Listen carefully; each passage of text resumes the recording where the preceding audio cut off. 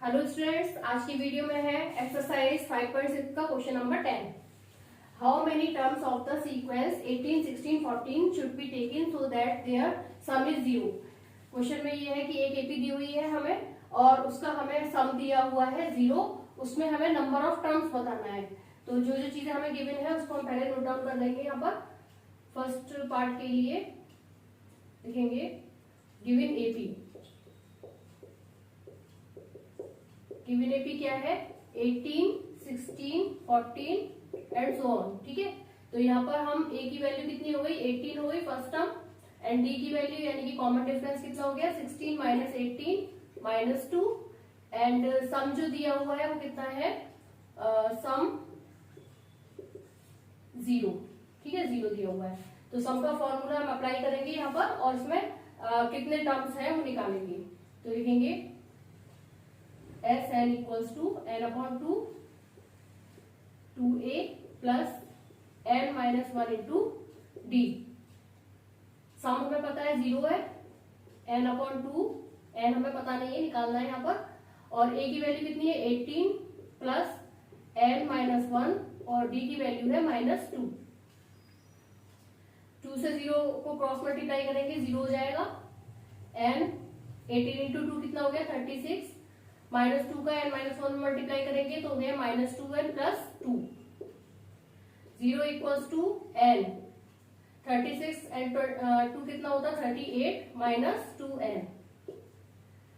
इसको n से और मल्टीप्लाई कर देंगे अंदर तो ये हो जाएगा 38n माइनस 2n स्क्वायर। ठीक है, इसको हम सही तरीके से लिख लें यहाँ पर, तो ये हो जाएगा 2n square minus 38n equals to 0।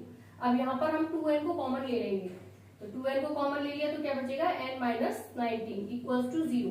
अब n की वैल्यूज हम निकाल लेंगे, क्या क्या आ रही है? 2n equals to 0, then n equals to कितना हो गया? 0। ठीक है, क्योंकि 0 से हम किसी भी नंबर को डिवाइड करेंगे तो 0 ही आएगा। अब लेंगे हम n माइनस 19 इक्वल्स टू 0, तो n इक्वल्स टू 19। तो अब n की यहाँ पर 2 वैल्यूज आई है, n equals to 0 and n equals to 19। लेकिन हमें यहाँ पर नंबर ऑफ टर्म्स बताने हैं एपी के, तो नंबर ऑफ टर्म्स 0 नहीं होंगे क्योंकि किसी का भी सम जो है वो नंबर ऑफ टर्म्स का सम जो है वो 0 नहीं होगा। तो यहाँ पर ये लिख देंगे नॉट पॉसिबल। तो कितने टर्म्स हो गए? आंसर क्या हो गया आपका? 19।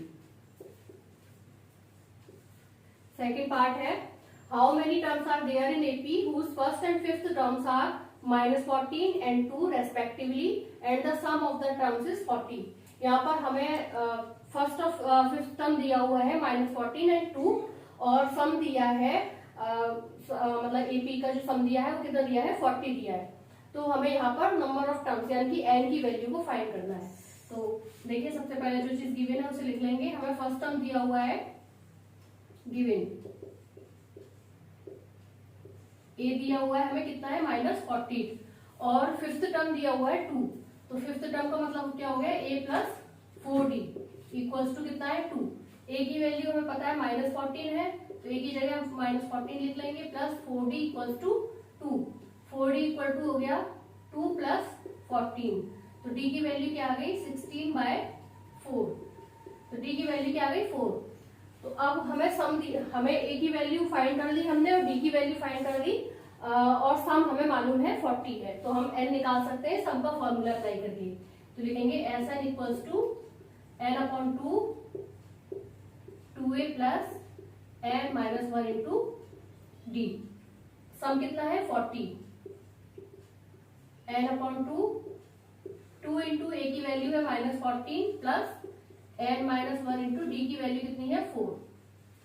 क्रॉस मल्टीप्लाई करेंगे, 80 इक्वल्स टू n, ये हो गया मल्टीप्लाई करके -28। 4 का मल्टीप्लाई करेंगे n माइनस 1 में, ये हो जाएगा 4n minus 4। 80 equals to n, 28 और 4 -32 हो गए, इसको लिख लेंगे 4n minus 32। 80 equals to n को मल्टीप्लाई करेंगे अंदर, तो ये हो जाएगा 4n स्क्वायर माइनस 32n। ठीक है, अब इसको हम इस साइड ले आएंगे और साथ में ही 4 से डिवाइड भी कर देंगे। तो 4 से डिवाइड करने पर क्या हो जाएगा, N square minus 8n minus 4 से करेंगे तो ये हो जाएगा 20 इक्वल्स टू 0। ठीक है, ये इक्वेशन हमने यहाँ पर 4 से डिवाइड कर दिया पूरी इक्वेशन में। साथ ही हम 4n स्क्वायर माइनस 32n को यहाँ लेके आए और 4 से डिवाइड करने पर n स्क्वायर माइनस 8n हो गया और 80 में 4 से डिवाइड किया तो 20 हो गया। अब 80 हमारा प्लस में था तो यहाँ पर माइनस में हो गया। ठीक है, अब 20 के हम फैक्टर्स बनाएंगे जो 8n के इक्वल है। तो फैक्टर्स क्या बनेंगे, n square minus 10n plus 2n minus 20 equals to 0। ये यहाँ से n कॉमन आ गया तो n माइनस 10 बचा, यहाँ से 2 कॉमन आ गया तो n माइनस 10 इक्वल्स टू 0। एक ब्रैकेट में आ गया n माइनस 10 और दूसरे में आ गया n प्लस 2 इक्वल्स टू 0। अब देखिए यहाँ पर n माइनस 10 और n प्लस 2 इक्वल्स टू 0 आ गया तो हम दोनों की वैल्यू दोनों से ही n की वैल्यू को फाइंड कर लेंगे। n माइनस 10 इक्वल्स टू 0 है तो n इक्वल्स टू क्या हो गया 10। इसी तरह से n प्लस 2 इक्वल्स टू 0 है तो n इक्वल्स टू क्या हो गया माइनस 2।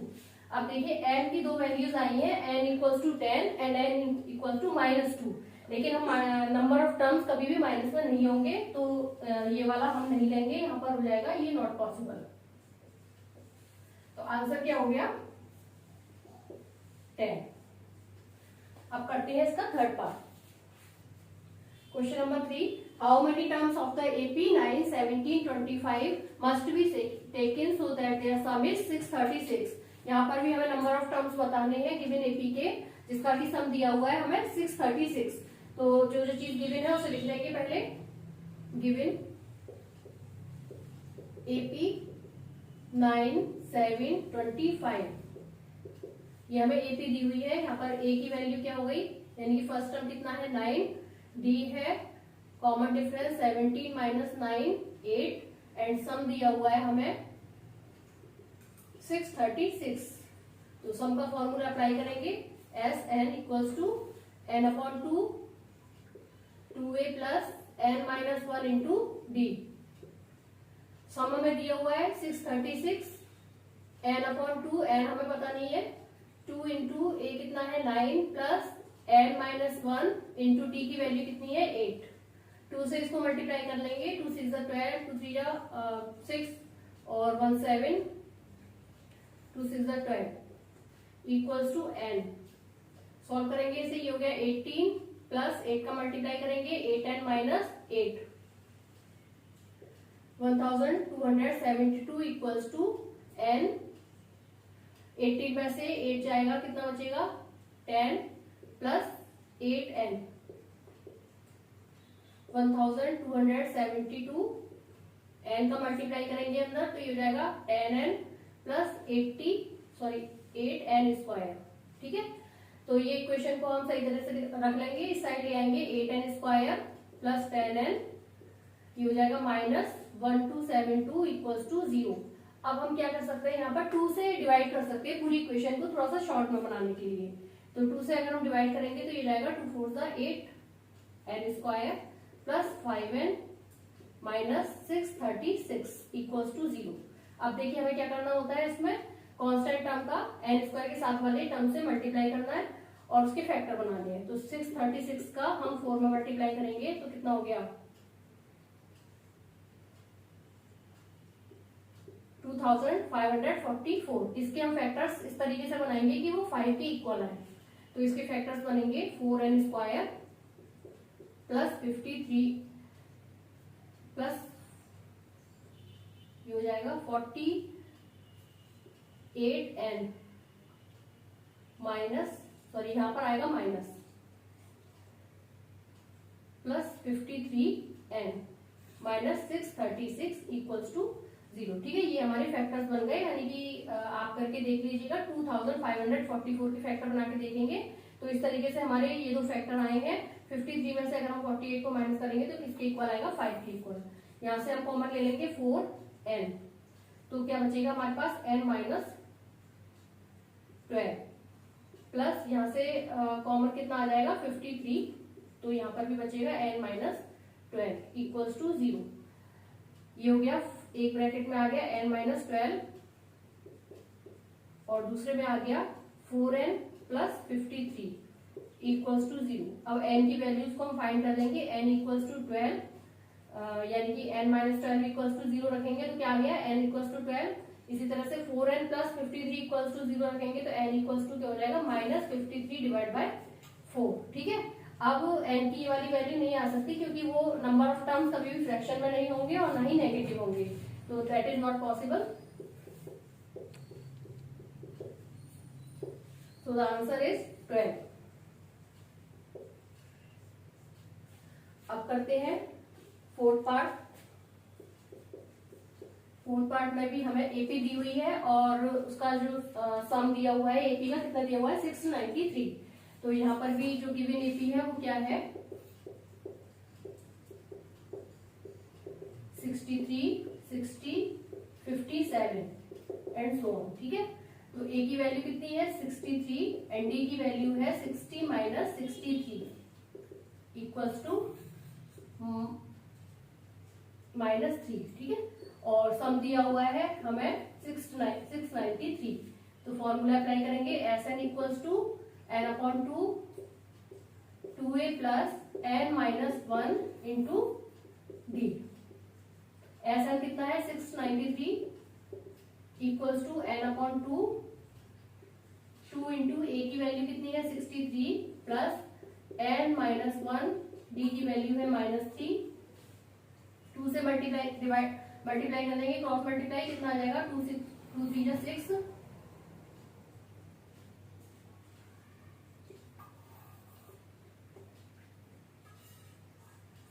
Equals to n। 2 से 63 को मल्टीप्लाई करेंगे 126 प्लस सॉरी माइनस, क्योंकि -3 का -1 में करेंगे तो ये आएगा -3n + 3 1386 इक्वल्स टू n। दोनों को ऐड करेंगे कितना आ गया 129 - 3n। 1386 इक्वल्स टू n का मल्टीप्लाई करेंगे अंदर तो ये हो जाएगा 129n - 3n²। ठीक है, अब हम क्या कर सकते हैं, ये हमारा 3 से जाएगा कि नहीं ये देख लेते हैं। ये हमारा 3 से चला जाएगा और ये 129 भी 3 से चला जाएगा, तो इसको शॉर्ट में कर देते हैं, 3 से इसको डिवाइड कर देते हैं। तो ये हो जाएगा 3 4 जा 12, 3 6 जा और 3 2 जा, और ये हमने शॉर्ट में कर दिया। अब इक्वेशन को सही सीक्वेंस में रख लेंगे तो ये हो जाएगा n² - 43n plus 462 equals to 0। ठीक है, अब हमें 462 के फैक्टर्स बनाने हैं जो कि 43n के इक्वल आए, तो किस तरीके से बनेंगे,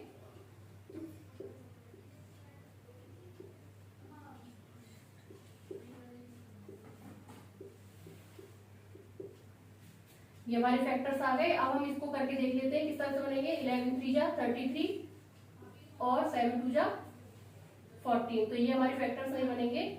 11 2 जा 22 और 21। ठीक है, ये हमारे फैक्टर्स बनेंगे, यानी कि 22 और 21।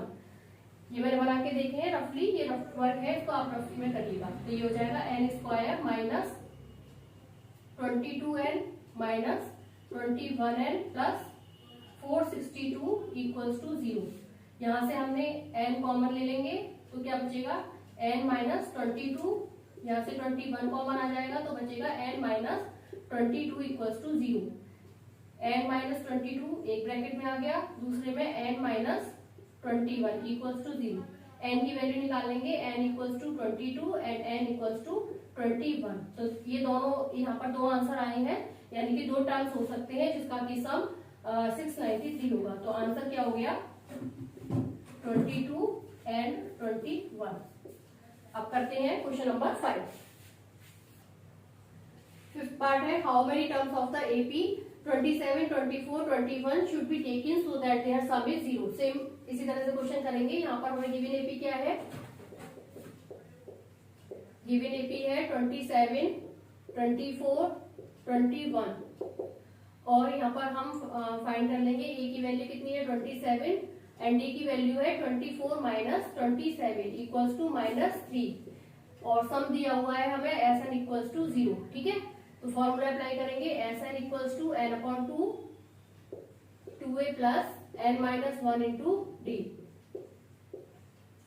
ये दिया हुआ है हमें 0 sum n upon 2 into a की वैल्यू कितनी है 27 plus n minus 1 into d की वैल्यू कितनी है -3।